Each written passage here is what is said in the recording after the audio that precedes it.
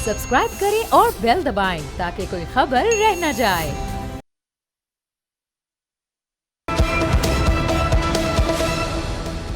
अस्सलाम वालेकुम, प्रोग्राम में खुशामदीद। मैं हूं अफसा कोमल। आइंदा माली साल के बजट की तारीख एक बार फिर तब्दील हो गई है।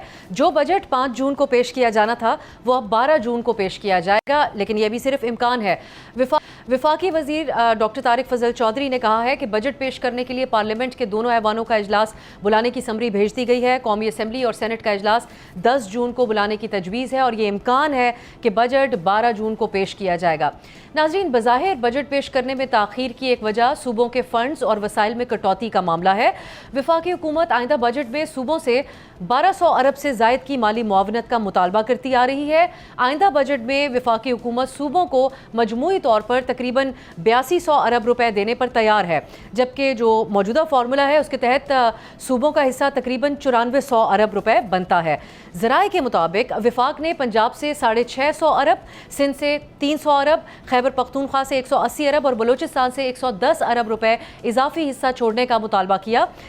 अभी तक जो इतलात सामने आ रही हैं उसमें 3 सूबे अपने हिस्से में कटौती के हवाले से कुछ तहफ़्फ़ुज़ात रखते हैं, लेकिन पंजाब हुकूमत 650 के बजाय तकरीबन 570 अरब रुपए की माली रियायत फराहम करने के लिए तैयार है। जो आज न्यूज़ रिपोर्ट सामने आई हैं उसके मुताबिक पंजाब के हवाले से तो ये अब ख़बरें सामने आ रही हैं कि वो इस हवाले से हामी भर रहे हैं, लेकिन जो दीगर 3 सूबे हैं उनका इस हवाले से क्या फ़ैसला होगा, इस वक्त सब की नज़रें इसी हवाले से हैं, क्योंकि कल हुकूमती इत्तेहादियों का ऐवान सदर में एक अहम इजलास हुआ और इसमें सूबों के फ़ंड से कटौती के मामले के ऊपर तकनीकी कमेटी तश्कील देने पर इत्तफ़ाक़ राय किया गया। लेकिन अभी तक जो इतलात आ रही हैं वो ये हैं कि इस सिलसिले में कोई बड़ी पेशरफ नहीं हो सकी। हम ये जानने की कोशिश करेंगे कि क्या इसके ऊपर पीपल्स पार्टी और राय की खैबर पख्तूनख्वा हुकूमत तैयार होगी, क्या रुकावटें हैं इसके रास्ते में। इसके साथ बजट से जुड़े अहम मामलात पर भी हम बात करेंगे। इसके लिए इस्लामाबाद स्टूडियो में मेरे साथ तशरीफ़ फरमाए उमर हयात खान साहब, सीनियर नुमाइंदे बोल के इकॉनमी आप कवर करते हैं और इस मामले पर गहरी नज़र रखे हुए हैं। हमें ज्वाइन करें डॉक्टर मिर्ज़ा इख्तियार बेग साहब, पाकिस्तान पीपल्स पार्टी के रहनुमा है, नेशनल असम्बली की स्टैंडिंग कमेटी बराए कॉमर्स के मेंबर भी हैं, और हमें ज्वाइन करें मुज़म्मिल असलम साहब, मुशीर ख़जाना खैबर पख्तूनख्वा। बहुत बहुत शुक्रिया आप तीनों का। मुज़म्मिल साहब, आपसे आगाज़ करना चाहेंगे। कल भी एहसन इकबाल साहब की वज़ीर आला खैबर पख्तूनख्वा से मुलाकात हुई। खैबर पख्तूनख्वा हुकूमत का इस जो कटौती का मामला है इसके ऊपर क्या मौक़िफ़ है अभी तक जो वफाक के सामने रखा गया? जी बिस्मिल्लाहिर्रहमानिर्रहीम। थैंक यू अफसा, बहुत शुक्रिया आपने बुलाया और इसमें मौक़िफ़ ले रही है हमारा। देखिए, सबसे पहली बात तो ये है कि इसको जानने की ज़रूरत है कि वफाकी हुकूमत को ये पैसों की ज़रूरत क्यों है। तो उसमें जो उन्होंने बताया है कि कुछ स्ट्रेटेजिक नेचर की प्रोजेक्ट्स हैं जिसके लिए ये रकम की ज़रूरत है। तो एज़ अ पाकिस्तानी सबसे पहली बात तो ये कि कोई भी स्ट्रेटेजिक नेचर जिससे पाकिस्तान की सलामती और पाकिस्तान के लिए जो है आवाम को जो है उससे फ़ायदा हो, तो उसमें तो जो है बढ़ चढ़ के हिस्सा लेना चाहिए। ये तो एक बात क्लियर है और ये मेरी ज़ाती राय भी है, ये हमारी पार्टी की भी इसमें बड़ी ये है, तो ये इसमें कोई दो राय नहीं है। तो वो जो हमें बताई गई बात, तो उसको मैं समझता हूँ कि वो जायज़ मुतालबा है, नंबर 1। लेकिन दूसरी तरफ ये है कि देखें, ये ना टेक्निकल से ज़्यादा पॉलिटिकल मामला है। मिसाल के तौर पे अच्छी बात है कि अभी मेरे साथ जो है हमारे बेग साहब भी हैं। कोई भी छोटी भी चीज़ होती है माली मामलात में तो पीपल्स पार्टी की जो टेक्निकल कमेटी होती है वो जो है जरदारी साहब और बिलावल साहब तक ले जाते हैं। फिर ज़रूरत पड़ती है तो वज़ीर आज़म और ये आपस में उसको नेगोशिएट करते हैं, और जहाँ ज़रूरत नहीं पड़ती तो उनको अपनी पार्टी लीडरशिप से गो हेड मिल जाता है। मिसाल देता हूँ मैं आपको, जब बीच में पेट्रोल की कीमत हुकूमत ने बढ़ाई तो सूबों से कहा कि आप भी जो है सब्सिडी में हिस्सा दें, तो वो जो है वज़ीर आला सिंध जो है उसमें उन्होंने मावनत के लिए बिलावल भुट्टो जरदारी साहब को बुलाया और उन्होंने फिर मिलजुल के फैसला किया। इसी तरीके से हम मेरे ख्याल से थोड़े से ज़्यादा एम्पावर की हुई हमारी पार्टी ने, हमारी इतनी माइक्रो मैनेजमेंट नहीं होती जितनी दूसरी पार्टियों में होती है। इसी तरह शहबाज साहब भी मियाँ साहब के पास हर चीज़ में जाते हैं। तो इसमें हमने ये कहा कि बहुत ये जायज़ मुतालबा है आपका, लेकिन इसको हमें जो है खान साहब को जाके ब्रीफ करना होगा और उनसे इस पर गो हेड लेना होगा। उसके लिए आप चीफ मिनिस्टर साहब की और अगर मुमकिन हो सके तो मेरी भी साथ मुलाकात करा दें, वरना चीफ मिनिस्टर साहब की तो करा दें मुलाकात। इसको जो है इसहाकदार साहब से ये 2 दिन पहले 3 दिन पहले की बात है, एहसन इकबाल साहब से मिलने से पहले 180 अरब की रकम की जो नंबर सामने आ रहे हैं, इस पे आप लोगों को से बात हुई है विफाक की, और इसके लिए तैयार हैं? सिर्फ आपको आप कहते हैं कि खान साहब से मुलाकात हो तो उनसे गो अहेड मिले? नहीं, इसके साथ दूसरी चीज भी फिर हमने एक और बात बताई। हमने ये कहा कि हमारा एक जो मसला है, मुतालबा नहीं है, ये तो एक हमारा हक है। NFC जो जम एरिया जो फाटा था हमारे साथ आ गया, सही है। उसके जो हमारे जो वाजिबात नहीं, हमें जो NFC का उसमें हिस्सा बना दिया जाए, जो बार बार आगे पीछे हो रहा है। मुजम्मिल साहब, अब जो बात आप कर रहे हैं ये बड़ी अहम है। जमशुदा अजला के 2-3 तरह के फंड्स हैं, इस पे मैं दोबारा आपकी तरफ आती हूँ ताकि इसको हम खसूसी वक्त दे सकें इस मौजू को। डॉक्टर मिर्ज़ा साहब, आपकी इस वक्त कल जो बड़ी अहम मुशावरत हुई है पीपल्स पार्टी और नून लीग के दरमियान, खुद प्राइम मिनिस्टर साहब ऐवान सदर गए हैं, इस वक्त अब सिंध हुकूमत तैयार है? जैसे पंजाब हुकूमत ने हामी तो भर ली, एग्जैक्ट वो अमाउंट नहीं है जो विफाक ने कहा था, लेकिन उससे कुछ कम है, लेकिन खबरें यही हैं कि उन्होंने हामी भर ली है। इस हद तक पीपल्स पार्टी अग्रीड है, अब वो रकम कितनी हो इसके ऊपर अभी वक्त लग रहा है। जी देखिए, पहली चीज़ तो ये है कि मुशावरत का हमने सबसे पहले डिमांड जो हमारी ये थी कि भाई हम गवर्नमेंट जो आप हुकूमत के साथ अलाइज हैं, कोलिशन पार्टनर हैं, लिहाजा हमसे मुशावरत की जाए, और ख़ास तौर से जो नए एलोकेशंस की बात की जा रही है, डिडक्शंस की बात की जा रही है, उनमें हमें कॉन्फिडेंस में नहीं लिया था। ये हमारा पहला एतराज़ था, जिसकी वजह से हमने कहा कि अगर आप चाहते हैं कि हमें बजट में हम भरपूर हिस्सा लें, ताउन करें, क्योंकि हम पहले भी 2 बजट पास कराए हैं इनके, ये तीसरा बजट इंशाल्लाह पीपल्स पार्टी की मदद से ये पास होगा। तो सवाल ये कि जो बातें सुन रही थी मार्केट में वो इस तरह की थी कि जी 18th अमेंडमेंट को रोल बैक किया जा रहा है, कोई कहने लगा है कि NFC के जो अवार्ड है उसका फार्मूले को कॉन्स्टिट्यूशन उसकी चेंज हो रही है। तो ये सब चीज़ें हमने मना कर दी थी कि जी ये असूली मौक़िफ़ है हमारा, और हम इसमें तो कोई तब्दीली या रोल बैक नहीं करेंगे। हम तो लाने वाले हैं पीपल्स पार्टी इस तरमीम को, और ये एक असूली फैसला था, और तमाम सियासी जमातों ने उसमें हमारे साथ दिया है, उस पर सपोर्ट की है, साइन किए हैं वगैरह वगैरह। लेकिन अब जब ये बात सामने इस तरह से लाई गई कि सर मौजूदा हालात में मार्का हक के बाद दुश्मन बहुत ज़्यादा, और दुश्मन भी भारत जैसा मुल्क जिससे किसी भी वक्त कोई भी चीज़ तवक्की की जा सकती है, तो वो अपना बजट पहले 10 गुना था, उससे भी ज़्यादा बढ़ा दिया उन्होंने। और अब हमें जो नई टेक्नोलॉजी की हम बात कर रहे हैं, जो नए मिसाइल्स की और दूसरी, तो उसके लिए फंड्स की ज़रूरत है। और इसी तरह डेट में हमें बड़ा मुश्किल हो रही है, हम इंटरेस्ट पेमेंट करने के लिए नए लोन ले रहे हैं, कर्जे देने के लिए नए कर्जे ले रहे हैं। ये सब चीज़ें आपकी बैलेंस शीट भी ख़राब कर रही हैं, आपका फिस्कल डिसिप्लिन बिल्कुल ख़राब हो रहा है, और माशी कारकर्दगी पे सवालिया निशान है। तो उस पर हम तैयार हैं, अगर मुल्क को दिफाई तौर पे, नेशनल सिक्योरिटी पे किसी चीज़ की ज़रूरत है, तो हम अपने आप को बेच के रोड पे और ये पैसे दे सकते हैं। और इससे ही हुआ है, जो कल बातचीत की गई है उसमें अमाउंट वगैरह ज़रूर तय हो जाएगा, 200 बिलियन या 300 बिलियन या 250 बिलियन। पंजाब की तरफ से भी 650 बिलियन का एक बड़ी फिगर है जो उन्होंने माना है। लेकिन कहा जा रहा है कि उन्होंने 570 अरब की हामी भरी है पंजाब ने, लेकिन ये भी खबरों की हद तक है। 550 मांगे गए थे।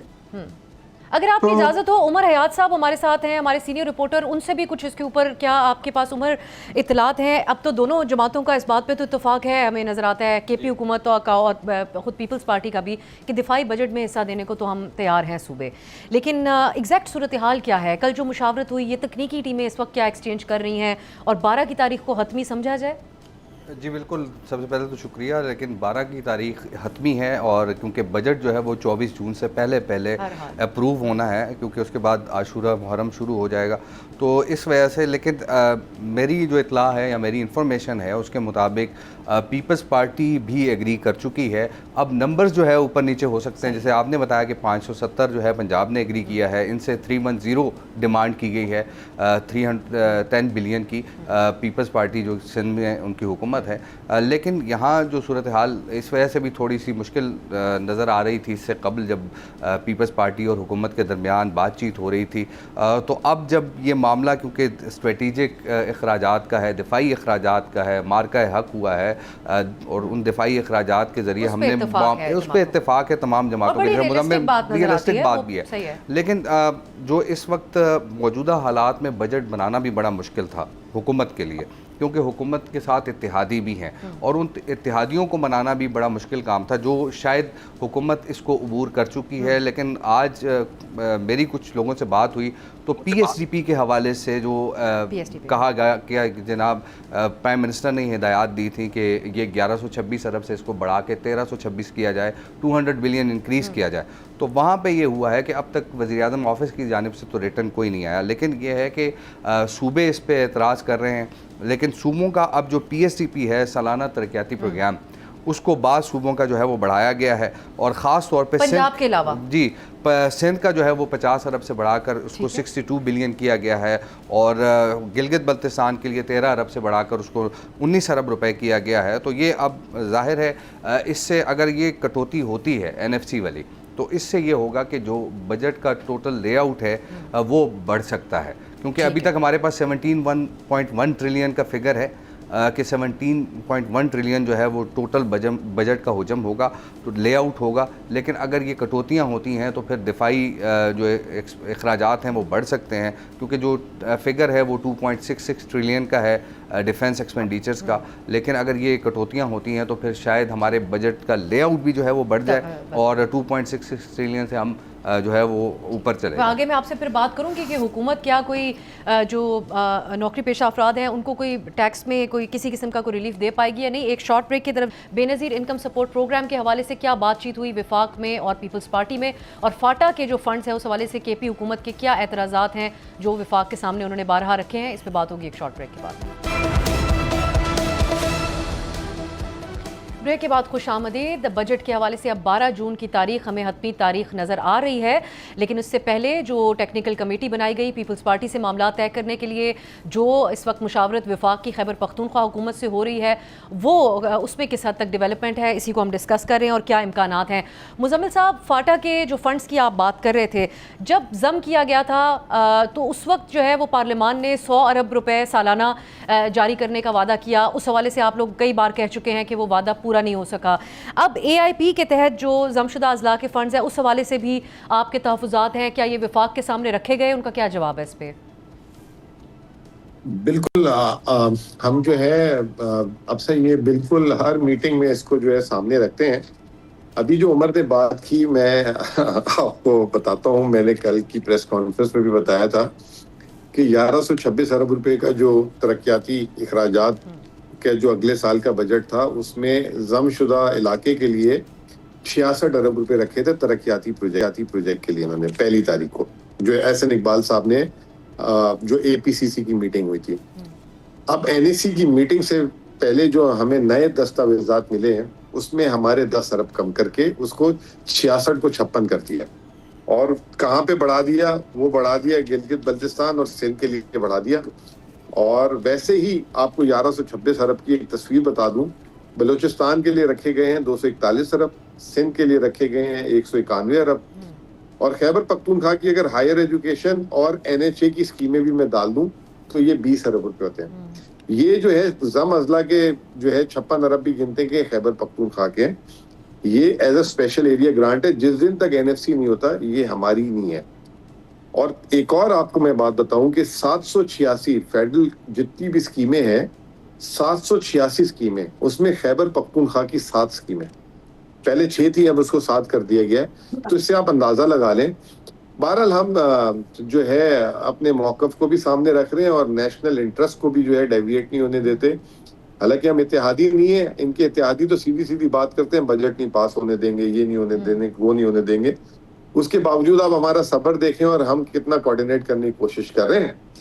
और यही मौकफ जो है अब हम NSC में भी देखते हैं कि अभी तो हमारा ये भी फैसला नहीं है कि हम NSC में जा रहे हैं कि नहीं जा रहे।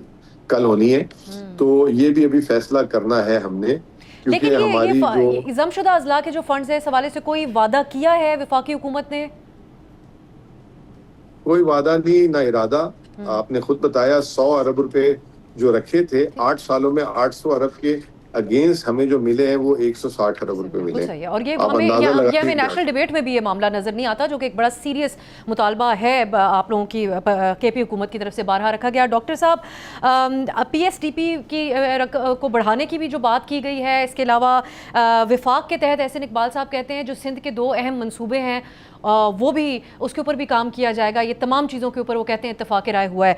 लेकिन बिस्प की बेनज़ीर इनकम सपोर्ट प्रोग्राम की रकम बढ़ाने का जो बिलावल साहब ने तो ऐलान कर दिया था कि प्राइम मिनिस्टर साहब अग्रीड है इसके ऊपर, ये भी तय हो चुका है?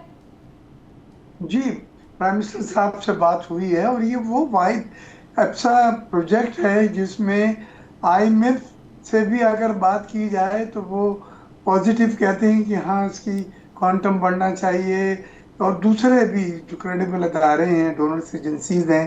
तो मैं समझता हूँ ये सोशल प्रोडक्शन का नीचे से नीची सतह पे डायरेक्ट गरीब तरीन शख्स को जो मदद करने का इससे बेहतर इंस्ट्रूमेंट नहीं बन सकता था। और वो बात की गई, शहबाज शरीफ साहब ने इत्तेफाक किया है। जहाँ तक PSDP का है उसमें 1126 को बढ़ा के 1326 बिलियन जो है नया हदफ किया गया। देखिए फिस्कल स्पेस इन्होंने क्रिएट कर सके हैं।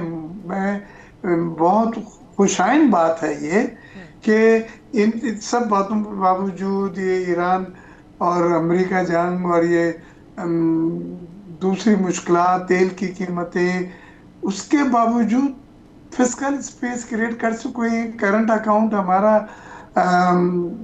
माइनस में नहीं है कम से कम, अगर एट पार है तो। और इसी तरह हमारे दूसरे इकोनॉमिक इंडिकेटर जो हैं फिस्कल डेफिसिट वो भी बेहतर हुए हैं। और रेमिटेंसेस ने हमें बड़ा हेल्प किया। 43 बिलियन की बात हो रही है इस साल। एक्सपोर्ट ने हमें थोड़ा मायूस किया, लेकिन उसके जो बिजनेस कम्युनिटी के लोग मिले थे शहबाज शरीफ साहब से तीन दिन पहले 4, उन्होंने 4 चीजें बता दी हैं कि ये नहीं करेंगे तो एक्सपोर्ट लेड ग्रोथ के वो आप भूल जाएं। तो उन्होंने कहा कि पावर टैरिफ है, गैस का टैरिफ है, फाइनेंशियल कॉस्ट है, बैंकों की जो शरह सूद है यानी मार्कअप वो 11.5 है और 2% क्वेश्चन होता है। सही है। ये सब चीजें जो हैं ये, लेकिन जो चीज ब्लीडिंग कर रही है वो भी साथ साथ चल रही है और उस पर काबू नहीं पाया जा सका। इसमें सर्कुलर डेट का मसला है, SOE, बहुत सारे चैलेंजेस तो हैं ये हमें। और फॉरेन रेमिटेंसेस भी इस जंग के तनाजुर में एक जो सबसे ज़्यादा पाकिस्तान में गल्फ़ कंट्रीज से आती हैं उसमें भी बहुत इफेक्ट हुआ है। लेकिन उमर, आपकी नज़र में ये मौजूदा जो प्राइम मिनिस्टर शहबाज शरीफ साहब हैं उनके तहत 5वां मुसलसल बजट होगा if I am not wrong, लेकिन कोई बामानी इस्तेहकाम तो नहीं आ सका, हमको फॉरेन इन्वेस्टमेंट भी नहीं लेकर आ सके, बड़े गैर मामूली हमने इकदाम किए थे। ओवरऑल जो कारकर्दगी है उस पर किसी के कोई अच्छे तासुरात तो है नहीं मौशी कारकर्दगी इस हुकूमत की। तनख्वाहदार तबके के हवाले से कोई रिलीफ उनको टैक्स में मिलने की उम्मीद होनी चाहिए इस बार, या अभी से कोई उम्मीद ही ना रखें ताकि दिल ना टूटे? देखिए कुछ तजावीज़ तो इस वक्त हैं जो कि दी जा रही हैं और प्राइम मिनिस्टर ख़ुद कई दफ़ा कह चुके हैं, फाइनेंस मिनिस्टर खुद कई दफ़ा कह चुके हैं कि हम सैलरीड क्लास को कुछ रिलीफ देंगे। पिछली दफ़ा उन्होंने थोड़ा सा रिलीफ दिया था और अब जो रिलीफ डिस्कस हो रहा है मतलब जो माहाना 2 लाख से 3 लाख आमदन रखने वाले मुलाजमीन हैं उनके लिए इनकम टैक्स की जो शरह है उसमें कमी की सिफारिश की गई है। और ये तकरीबन 5.5 लाख टैक्स दहिंदगान है जिनका एट द सोर्स जो है टैक्स कट जाता है। तमाम मलबा उन्हीं पे तो है जो। और इसी तरह 2,67,000 तक आमदन रखने वालों के लिए टैक्स शरह में जो है वो 4%, जबकि 3,41,000 जो साल माहाना आमदन रखने वाले लोग हैं उनके लिए टैक्स की शरह में 5% कटौती की जा सकती है, कमी की जा सकती है।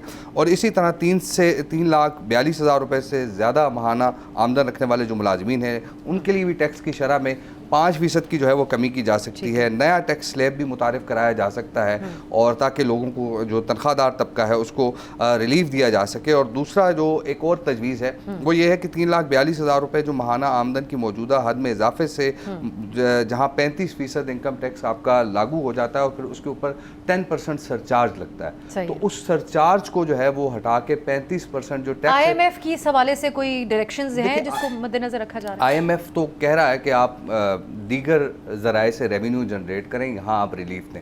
लेकिन मसला ये है कि जो FBR है, ईजी मनी जहाँ उनको नज़र आता है कि यहाँ से हम टैक्स कलेक्ट कर सकते हैं, तो वो FBR उसी अंदाज से उन्हीं सेक्टर्स को बर्डनाइज करता है कि जहाँ से ऑलरेडी टैक्स आ रहा है। अब आप देखें कि FBR की जो रिफॉर्म्स हैं वो हमें कहीं नज़र नहीं आते इस ज़िम्न में, और टैक्स कलेक्शन कलेक्शन है आपका टारगेट पूरा नहीं होता, 2 दफ़ा 3 दफ़ा रिवाइज हो गया आपका टैक्स टारगेट। और हमने जब खबर दी, जो हमने मई के फिगर्स दिए, तो हमने कहा कि 11 महीने में इतना शॉर्टफॉल आया, तो उसको डिनाई किया गया। तो हमने कहा कि जब आप डिनाई कर रहे थे, तो हम जब आपसे पूछ रहे थे रात को, जब लास्ट डे था 30 मई था, तो हम जब आपसे पूछ रहे थे कि क्या कोई टैक्स टारगेट रिवाइज हुआ है IMF से टॉक्स के दौरान, आपने हमें नहीं बताया। जब हमने शॉर्टफॉल रिपोर्ट किया 868 बिलियन का, तो उस वक्त फिर आप कह रहे हैं कि नहीं जी IMF ने जो है वो टारगेट रिवाइज कर दिया है। वजाहतें जो इतनी काबिल कबूल भी नहीं होती चीजें नहीं होनी चाहिए। एक ब्रेक की तरफ जाते हैं, मुजम्मिल साहब से फिर बात होगी बिलखुसूस अब टैक्स टारगेट कितना होगा, कितना होना चाहिए और किस तरीके से उसको पूरा किया जाएगा, तनख्वाहदार तबके के लिए क्या होगा, बात होगी एक शॉर्ट ब्रेक के बाद। ब्रेक के बाद खुशामदीद। आइंदा बजट के हवाले से बात कर रहे हैं कि हुकूमत एक आम आदमी को, तनख्वाहदार तबके को जो पहले से टैक्स नेट में हैं, उनको कोई रिलीफ दे पाएगी या हमें वही एक रवैया देखने को मिलेगा कि जो बोझ उठाने वाला तबका है उसी पर मजीद बोझ डाल दिया जाएगा। मुजम्मिल असलम साहब, एक PTI की तरफ से, आप लोगों की तरफ से एक शैडो बजट भी पेश किया गया था, उसमें क्या तजावीज़ हैं और अगर उसका एक खुलासा पेश कर दे, और टैक्स टारगेट कितना होना चाहिए आपकी नज़र में? अच्छा, मैं थोड़ा सा जो ये शेडो बजट जो है हमारे थिंक टैंक के जो हेड हैं तैमूर झगड़ा साहब और जो हमारे MNAs हैं उन्होंने मिलके किया था, तो मैं उसको ठीक तरीके से फॉलो नहीं कर सका क्योंकि मैं अपनी सूबाई मामलात में रहा, लेकिन उसमें बड़ी अच्छी जो कुछ चीज़ें थी। सुपर टैक्स की बात की है उन्होंने कम करने की, उन्होंने तनख्वाहदार पे टैक्सेस की बात की है कम करने की, पेंशन्स के रिफॉर्म्स की बात की है। तो मुझे प्रिसाइजली नहीं पता, तो मैं इसलिए कुछ गलत ना हो जाए।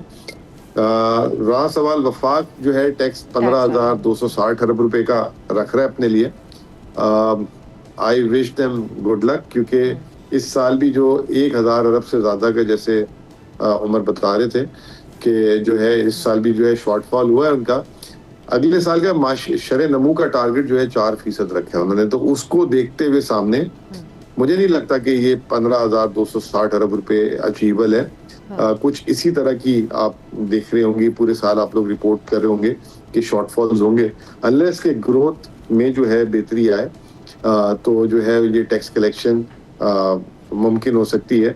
और दूसरी जो रिलीफ्स की बात करें, अगर वो रिलीफ्स दे भी दिए अगर हुकूमत ने, तो उल्टा उनकी टैक्स कलेक्शन बढ़ेगी नहीं, उससे जो है उनकी टैक्स कलेक्शन नीचे जा सकती है। तो मुझे ऐसा लगता है कि कोई ऐसी चीज़ नहीं है जिससे जो है ये कलेक्शन हो सके, और अगर वो नहीं होगी तो फिर आवाम को रिलीफ की भी जो है ऐसी कोई तवक्को नहीं रखनी चाहिए। मिर्ज़ा इख्तियार साहब, टैक्स नेट बढ़ाने के अलावा कोई और ऑप्शन नज़र भी नहीं आता आप किसी के एक्सपर्ट से भी जब हम बात करते हैं, लेकिन ये करने में तो हुकूमत नाकाम रही। ये टैक्स टारगेट आपकी नज़र में अचीवेबल है जो रखा गया है? देखिए 15,260 बिलियन का अगर हम देखें, मैं समझता हूँ ये जो नए मेजर्स मुझसे डिस्कस कर रहे हैं बिलाल कियानी साहब में, जो मिनिस्टर फॉर स्टेट हैं, रिटेलर को वो टैक्स नेट में ला रहे हैं, और रिटेलर की एक बहुत बड़ी फिक्स टैक्स रजीम में मैं समझता हूँ अगर संजीदगी से उसको किया जाए, बहुत बड़ा काउंटर में वहाँ से मिल जाएगा। एग्रीकल्चर सेक्टर के लिए कुछ उन्होंने बदलाया है, और साथ साथ जो है PDL ने सब रिकॉर्ड तोड़ दिए हैं। ये नॉन टैक्स रेवेन्यू का सबसे बड़ा जरिया इस वक्त बन गया है, और 1700 बिलियन जो है वो डायरेक्ट मरकजी हुकूमत की जेब में गए हैं विदाउट प्रोविंसेस के पास जाए बगैर। तो ये PDL को ये आस्ते आस्ते ज़्यादा फोकस कर रहे हैं। ये IMF ने हमको 80 रुपये फी लीटर बढ़ाने को कहा था पेट्रोल के ऊपर, आज 117 रुपये फी लीटर पेट्रोल पे लिया जा रहा है, और उसके हिसाब से 1700 अरब रुपए ऑलरेडी पॉकेट कर चुके हैं। मैं समझता हूँ it should not be source for revenue generation. Petrol मसनूआत पहली खत्ते में हमारी सबसे महंगी है। रिटेलर, हाँ बिल्कुल हम उनके साथ हैं, उन्होंने जो बतलाया सिंप्लीफाइड फॉर्म्स वगैरह, उम्मीद है कि रिटेलर्स इस बार, हालांकि तीसरी चौथी बार शायद रिटेलर के लिए स्कीम बनाई जा रही है, हर बार वो स्कीम फेल हो जाती है और वो कामयाब नहीं रहती। और हमारे जो स्टैंडिंग कमेटी ऑफ फाइनेंस में जो प्रेजेंटेशन वगैरह इन्होंने दी थी, वो रिटेलर के साथ बैठ के उन्होंने ये स्कीम बनाई है। वो फॉर्म्स भी जो हैं बनाए हैं वो उतने आसान है कि सिंप्लीफाइड है। तो ये एक मुस्बत चीज़ है, डिपेंड करता है कितनी रिट के साथ इन्फोर्समेंट। दूसरे नए टैक्सेस में वो इन्फोर्समेंट पे ज़्यादा जोर दिया है इन्होंने। वैसे तो नए टैक्स से 430 से 460 अरब रुपए हैं, बट इन्फोर्समेंट में 700 से ज़्यादा अरब रुपए की बात की जा रही है। और उसमें ये सिगरेट का जो सेक्टर है, इसमें इस बार वो काफी संजीदा नजर आते हैं। हर बार वैसे ये बातें हर बार मिर्ज़ा साहब, हम हर बजट से पहले उमर हयात साहब जो हैं, ये हमारे सीनियर कॉलीग हैं, ये तो हम सुनते हैं ताजरों के लिए जो स्कीम्स थी उसकी तरह तरह की बातें हमारे टॉक शोज़ में हुई, लेकिन कोई टैक्स नहीं इकट्ठा हो सका। टैक्स देता है तो वही जो एक तबका ऑलरेडी मौजूद है। आप समझते हैं उमर कि ऐसा सैलरी क्लास को इंशाल्लाह 10%, पेंशन में भी 10% और सुपर टैक्स में सब तरफ से हमने पूरा प्रेशर डाला हुआ है। आप कमी देखेंगे, डिमांड तो ख़त्म करने की थी, लेकिन ये वो 2-3 चीज़ें जिसमें इवन औरंगजेब साहब अपने तौर पे कन्विंस है, मुझसे कहते हैं कि सैलरी क्लास को ज़्यादा टैक्स लग गए, आई बी पेन फॉर इट। तो इस तरह से एक माहौल मुझे लग रहा है कि ये सैलरी क्लास को भी, फिर कारपोरेट सेक्टर में 58 to 60% टैक्स है। वो सब मल्टी नेशनल और OICs की जो कंपनियां हैं, बिजनेस काउंसिल वाले आए थे, सबने कहा कि हमने यहाँ बिजनेस इसलिए नहीं कर रहे कि हम 60% प्रॉफिट जो है वो हुकूमत को दे दें, फिर हम बंद करते जाते हैं। ये बात है, मुझे उमर साहब की तरफ में, उमर ये अभी हमने देखा एग्रीकल्चर सेक्टर के ऊपर टैक्स लगाने की, बिलाल कियानी साहब का हवाला दे के मिर्ज़ा साहब भी बात कर रहे थे कि उन्होंने इस पे कहा, ताजरों के हवाले से बात की। हमने देखा है कि ना तो एग्रीकल्चर सेक्टर पे, फिर अभी ईद कुर्बा पे मवेशी सेल हुए अरबों रुपए के, लेकिन कोई टैक्स कलेक्शन नहीं हुई है। सो आप समझते हैं कि ये अब कुछ मुख्तलिफ होगा हुकूमत की स्ट्रैटेजी, ये जो आप बातें सुन रहे हैं, ये वही वादे हैं जो हर बजट में देखिए, हम हर बजट में ये सुनते हैं कि इन्फोर्समेंट इकदाम के ज़रिए आप इतना टैक्स रेवेन्यू इकट्ठा करेंगे और फिर जो टैक्स एक्सपेंडिचर्स हैं उनको कम करके आपको टैक्स मिलेगा। अब मसला ये है कि आप टैक्स, अब ये भी बातें चल रही हैं कि 18% आपका स्टैंडर्ड GST है, तो अगर आप उसको कम करके आवाम को रिलीफ दे दें कि खाने पीने की अशिया पे, अब खाने पीने की जो अशिया है उस पर भी आपने 18% आयद किया हुआ है, तो आम आदमी के लिए मुश्किल तो होगा। अब मसला ये है कि ताजरों की जो टैक्स स्कीम है, इसमें से आपको जो रेवेन्यू इकट्ठा होगा वो 50 बिलियन फाइनेंशियल इम्पैक्ट है उसका। तो आपने इतना बड़ा एम्बिशियस टारगेट रखा है। मुझे याद है कि शब्बर जैदी साहब जब चेयरमैन FBR थे तो उन्होंने 5.5 ट्रिलियन का टारगेट रखा, तो हमने कहा जी 5.5 ट्रिलियन का टारगेट आप कैसे अचीव करेंगे? उन्होंने कहा मैं ये करूँगा। उन्होंने कमर्शियल जो बिजली के मीटर्स थे तकरीबन कोई 3 लाख से ज़्यादा लोग आइडेंटिफाई करके उनको नोटिस तैयार किए, लेकिन नहीं भिजवा सके। अब एग्रीकल्चर टैक्स है, एग्रीकल्चर टैक्स कोई देने को तैयार नहीं है। क्यों?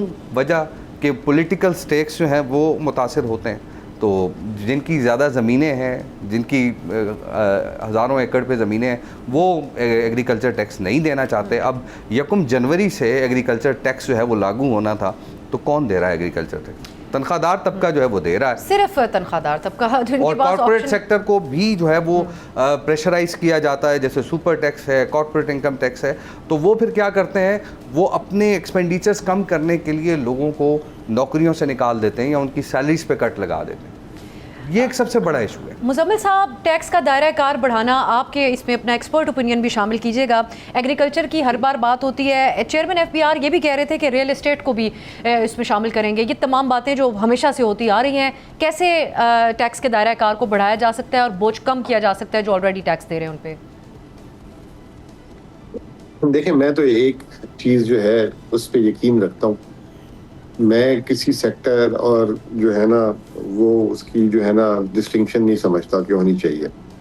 मैं सिर्फ एक बात कहता हूँ कि जिसकी काबिल टैक्स आमदनी है उससे टैक्स ले लिया। अगर आप ये कर लेंगे ना, तो आपको जो 10% भी अगर पूरे मुल्क में टैक्स रखेंगे ना, तो आप हदफ से डबल पैसे जमा कर लेंगे। मिसाल दे के आपको समझा देता हूँ।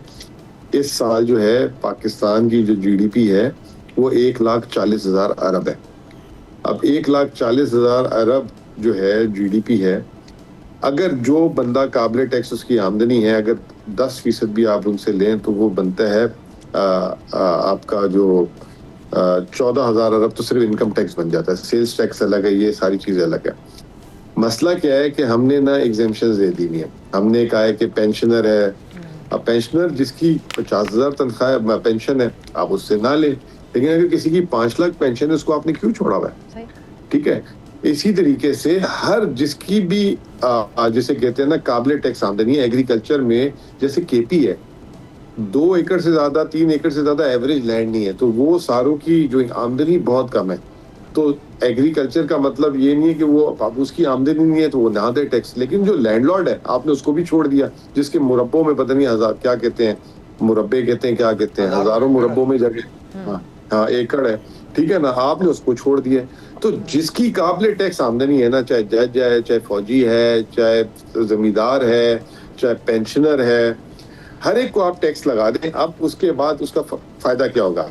आपको ज्यादा टैक्स मिल जाएगा, फिर उसके बाद आप जो है ना रिवर्स कर दें, ये जो बेनजीर इनकम सपोर्ट प्रोग्राम है उसके थ्रू आप कैश जो है ना पार्सल्स दे दें। अभी देखें ना, जब ये पेट्रोल बढ़ाया तो बाइक वालों को आपने कैश रिटर्न कर दिया, पेट्रोल की कीमत बढ़ाकर, मतलब क्यों लैंड क्रूजर वाले को आप सस्ता पेट्रोल दे रहे हैं बाइक वाले के चक्कर में कवर में, क्यों रीवो वाले को दे रहे हो डाला वाला मशहूर डाला जो है, ठीक है ना। अब आप डायरेक्ट जो है कंपनसेट करें। इसी तरीके से आप जो है ये एग्रीकल्चर एक्सपोर्टर, अब ये बैठे हुए हमारे बेग साहब ये भी प्रमोट करते हैं कि एक्सपोर्टर को टैक्स हटा दें। क्यों हटा दें? अगर वो अरबों रुपए में कमा रहा है तो टैक्स दो भाई, क्यों नहीं दे? आईटी का भी एक नया बना लिया कि जी आईटी वालों को टैक्स एग्जाम कर दे, मुल्क के लिए ज़र मुबादला लाते हैं। अगर वो लाखों रुपए में, इस वक्त आईटी वालों की तनख्वाहें आप चेक करें और उनकी वो चीजें कंसल्टेंसी चेक करें तो आप सोचेंगे कि हमने क्या किया जिंदगी में। तमाम तो लोगों के लिए जब यकसा हो अगर, तो फिर एतराज़ भी ना हो। आज हम एक ऐसी सूरत हाल में जहाँ वो शहरी जो हमेशा कहते थे कि सब लोगों को टैक्स अदा करना चाहिए, टैक्स नेट में आना चाहिए, वो भी ये कहने की पोजीशन में नहीं नज़र आते। जो हालात हैं और जो बोझ उन लोगों पर डाल दिया गया जो पहले से टैक्स अदा करें। बहुत शुक्रिया मुज़म्मिल असलम साहब, डॉक्टर मिर्ज़ा इख्तियार बेग साहब और उमर हयात खान साहब हमारे साथ थे। नाज़रीन, बजट के हवाले से आइंदा भी हम आपके लिए तफसीली प्रोग्राम्स लाएंगे। आज के लिए इजाज़त दीजिए, खुदा हाफ़िज़।